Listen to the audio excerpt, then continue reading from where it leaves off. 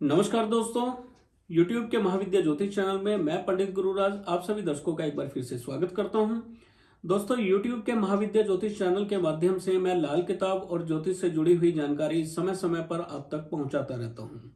उम्मीद है आपको मेरी वीडियो पसंद भी आती होंगी। वीडियो यदि पसंद आती है तो वीडियो को लाइक करें, शेयर करें और चैनल को सब्सक्राइब भी कर लें ताकि इसी प्रकार की जानकारी आगे भी मैं आप तक पहुंचा सकूं। दोस्तों, आज की वीडियो का विषय है संतान प्राप्ति में बाधा या संतान सुख में बाधा, उसका कारण और निवारण। दोस्तों, संतान कौन नहीं चाहता है? हर कोई संतान प्राप्ति चाहता है, लेकिन प्रॉब्लम तब होती है जब संतान प्राप्त होने के बाद भी हमें संतान का सुख ना मिले या संतान प्राप्त ही ना हो पाए। दोस्तों, आज बहुत सारी कॉल्स मुझे आती हैं जिनको संतान प्राप्त नहीं हो रही है। बहुत सारे विवाहित जोड़े ऐसे हैं जो काफी समय से डॉक्टरों के चक्कर काट काट के थक चुके हैं, वैद्य हकीमों के चक्कर काट काट के थक चुके हैं, संतान प्राप्ति नहीं हो रही है। आज मैं उन कारणों पर प्रकाश डालूंगा जिन वजह से संतान प्राप्ति में बाधा आती है। दोस्तों, कई बार देखने में आया है कि हर प्रकार से व्यक्ति स्वस्थ है, ना पुरुष में कोई कमी है ना स्त्री में कोई कमी है, और उसके बावजूद संतान प्राप्ति नहीं हो पा रही है। अब इसका कारण क्या हो सकता है? देखिए, मैंने अपने एक्सपीरियंस से, जो मेरा अनुभव है, मुझे तकरीबन ज्योतिष करते हुए 20 साल हो गए हैं, और 20 साल का जो मेरा अनुभव है उससे मैंने जो पाया है, आज वो कारण मैं आपके सामने पेश करने वाला हूं। संतान प्राप्ति में जो बाधा होती है उसके दो कारण हैं। एक कारण तो ज्योतिषीय कारण है। हमारी कुंडली में कुछ ऐसी स्थिति हो सकती है ग्रहों की जिससे संतान प्राप्ति में बाधा आ रही हो, लेकिन कई बार कुछ ऐसी पराशक्तियां भी होती हैं जो संतान प्राप्ति में हमें बाधा उत्पन्न करती हैं, जिसको आम बोलचाल की भाषा में कोख बांधना भी कह देते हैं। अब कुछ लोग इस बात को सुन के कहेंगे कि आप अंधविश्वास की बात कर रहे हैं, लेकिन मेरा अनुभव है, कई बार हमने ऐसे जोड़े देखे हैं जो हमारे पास में आए हैं जिनको किसी भी प्रकार की कोई शारीरिक समस्या नहीं है, लेकिन संतान प्राप्ति में उनको लंबे समय से बाधा आ रही है। हर तरह का इलाज करा लिया है उन्होंने, ज्योतिषीय उपाय भी कर चुके हैं, लेकिन फिर भी संतान प्राप्ति नहीं हो पा रही है। तो हमारा एक तरीका होता है उनको चेक करने का।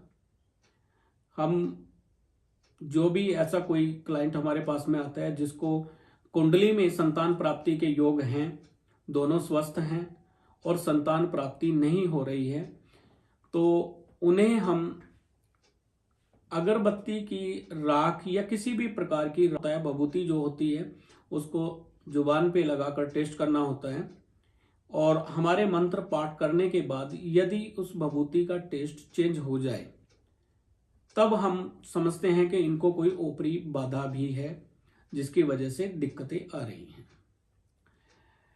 देखिए, कुछ चीजें जो होती हैं वो एक्सपीरियंस करने पर ही पता चलती हैं।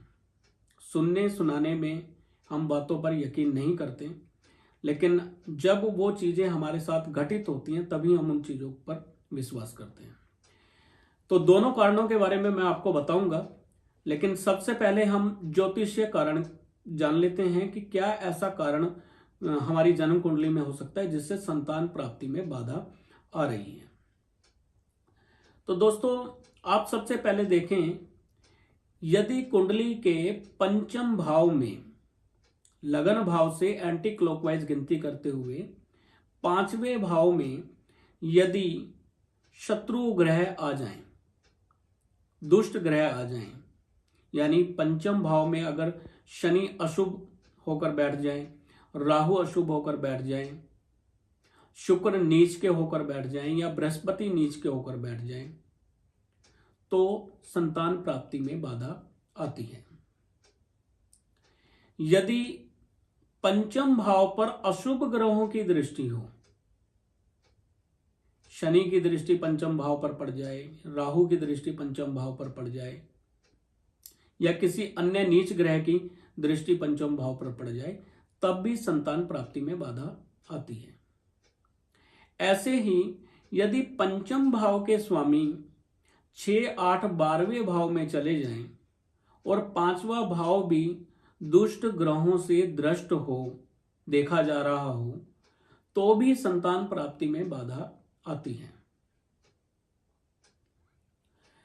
लाल किताब के अनुसार यदि जन्म कुंडली में सूर्य 11वें भाव में बैठे हों और इंसान मीट, अंडा, शराब का सेवन करे, तो लाल किताब में कहा गया है कि ऐसा इंसान अपने आने वाली औलाद का मांस उबाल कर खा रहा होगा, यदि मीट अंडा खाता है तो लाल किताब में जो कहा गया है सूर्य 11वें भाव में हो और मीट अंडा शराब का सेवन किया जा रहा हो तो भी अड़चन आती है। शनि 11वें भाव में हो या सूर्य 11वें भाव में हो और मीट अंडा शराब का सेवन किया जाए तो भी संतान प्राप्ति में बाधा आती है। ऐसे ही यदि पंचम भाव में शनि बैठे हों और जातक 48 साल से पहले मकान बना ले तो वो संतान के लिए मृत्यु का कारण बनेगा, संतान की बलि ले लेगा।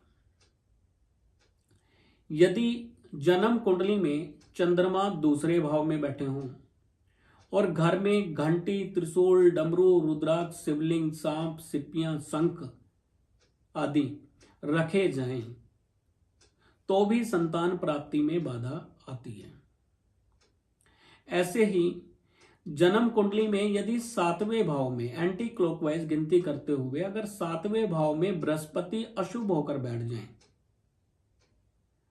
बृहस्पति के साथ में कोई शत्रु ग्रह आकर बैठ जाए, गुरु के साथ में राहु आ जाए बृहस्पति के साथ, या बृहस्पति के साथ बुध आ जाए 7वें भाव में, तो और साथ में व्यक्ति घर के अंदर मंदिर रख ले, बृहस्पति 7वें भाव में हो, शत्रु ग्रह के साथ में हो या शत्रु ग्रह से दृष्ट हो और जातक घर के अंदर मंदिर बना ले, जोत जगाता हो, साधु संतों की संगति करता हो, पीले कपड़े धारक साधु संतों की संगति करता हो, तो संतान प्राप्ति में बाधा आती है। यहां तक कि जातक दत्तक पुत्र यानी गोद लिए गए पुत्र का भी सुख नहीं ले पाता यदि 7वें भाव में बृहस्पति अशुभ हो। ऐसे ही यदि संतान कारक ग्रह शुक्र नीच राशि में बैठे हों, 6ठे भाव में बैठ जाएं, 8वें भाव में बैठ जाएं या 12वें भाव में नीच राशि के जाकर बैठ जाएं तो भी संतान प्राप्ति में बाधा आती है। पुत्र प्रदायक बृहस्पति यदि जन्म कुंडली में नीच राशि के हो जाएं और पंचम भाव भी अशुभ ग्रहों से दृष्ट हो जाए तो भी संतान प्राप्ति में बाधा आती है। यदि कुंडली में केतु अशुभ हो, केतु 8वें भाव में बैठ जाएं या 12वें भाव में बैठ जाएं, संतान प्राप्ति में बाधा आती है। 8वें भाव में केतु बैठे हुए हों तो कई बार 8 संतान तक नष्ट होती हैं। 12वें भाव में अगर केतु बैठे हों तो भी कई बार 12 संतान तक खराब होती हैं, 12 गर्भपात हो सकते हैं। यदि केतु 4थे भाव में बैठे हों तो 34 साल तक संतान प्राप्ति के योग नहीं बनते यदि पंचम भाव भी अशुभ ग्रहों से दृष्ट हो। ऐसे ही यदि मंगल बद हो जाएं, कुंडली में मंगल बद हो जाएं, शुक्र खाना नंबर 9 में बैठे हुए हों या बुध राहु खाना नंबर 8 में बैठ जाएं या लगन भाव में बैठ जाएं, केतु खाना नंबर 8 में आ जाएं या लगन भाव में आ जाएं, तो भी मंगल बद होने के कारण से कई प्रकार से गर्भपात होता है और गर्भपात होने की वजह से संतान प्राप्ति में विघ्न होते हैं। संतान बहुत देरी के साथ प्राप्त होती है या होती नहीं है। कई बार जन्म कुंडली में सूर्य शनि की आमने सामने दृष्टि होने पे या सूर्य शनि इकट्ठा होने से शुक्र का फल खराब हो जाता है, शुक्र यानी संतान प्राप्ति का, तो भी संतान प्राप्ति में विलंब होता है। शुक्र अगर 11वें भाव में बैठ जाएं और उन पर दृष्टि भी अशुभ ग्रह की पड़ जाए, या शुक्र राहु के साथ में किसी भी भाव में बैठ जाए, तो भी स्त्री को और संतान को कष्ट रहता है, संतान प्राप्ति में विघ्न आते हैं। शुक्र 11वें भाव में अगर बैठे हुए हों तो देखा गया है शुक्राणुओं की कमी जातक में पाई जाती है, वीर्य में शुक्राणुओं की कमी देखी गई है। तो ये कुछ कारण थे ज्योतिषीय जो संतान प्राप्ति में विघ्न पैदा करते हैं। पंचम भाव के राहु या पंचमेश 6, 8, 12वें भाव में अगर चले जाएं तो संतान के सुख में बाधा देते हैं। अगर संतान पैदा हो भी जाए तो भी जातक संतान का सुख नहीं ले पाता, संतान के सुख से वंचित रहता है। बहुत सारे ऐसे लोग मेरे पास में आते हैं जो कहते हैं संतान हमारा कहना नहीं मानती, संतान हमसे दूर रहती है, संतान हमें छोड़ के चली गई। तो उसका कारण यही होता है कि पंचम भाव जो संतान का भाव है, अगर संतान भाव के स्वामी पंचमेश 6, 8वें, 12वें भाव में चले जाएं या 5वें भाव पर अशुभ ग्रहों की दृष्टि हो या 5वें भाव में अशुभ ग्रह आकर बैठ जाएं तो संतान का सुख हमें नहीं मिल पाता है। तो दोस्तों ये थे ज्योतिषीय कारण संतान प्राप्ति में बाधा के।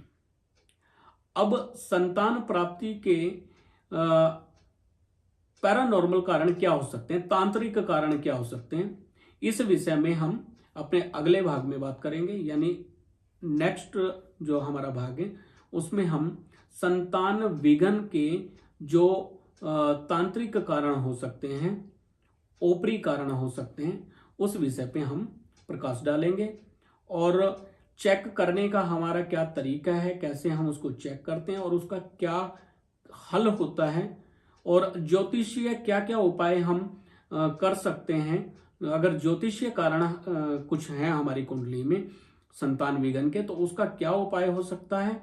और अगर ओपरी कारण कुछ बन रहे हैं, कुछ तांत्रिक क्रिया की वजह से कोक बंधन किया गया है, तो उसका कैसे निवारण हो और हमें कैसे पता चले कि कोक बांधी गई है, इस विषय में हम प्रकाश अगली वीडियो में डालेंगे। उम्मीद है आज की वीडियो आपको पसंद आई होगी। वीडियो को लाइक करें, शेयर करें और चैनल को सब्सक्राइब भी कर लें ताकि इसी प्रकार की वीडियो आगे तक भी मैं आप तक पहुंचा सकूं। फिर मिलेंगे अगली वीडियो में, तब तक के लिए नमस्कार।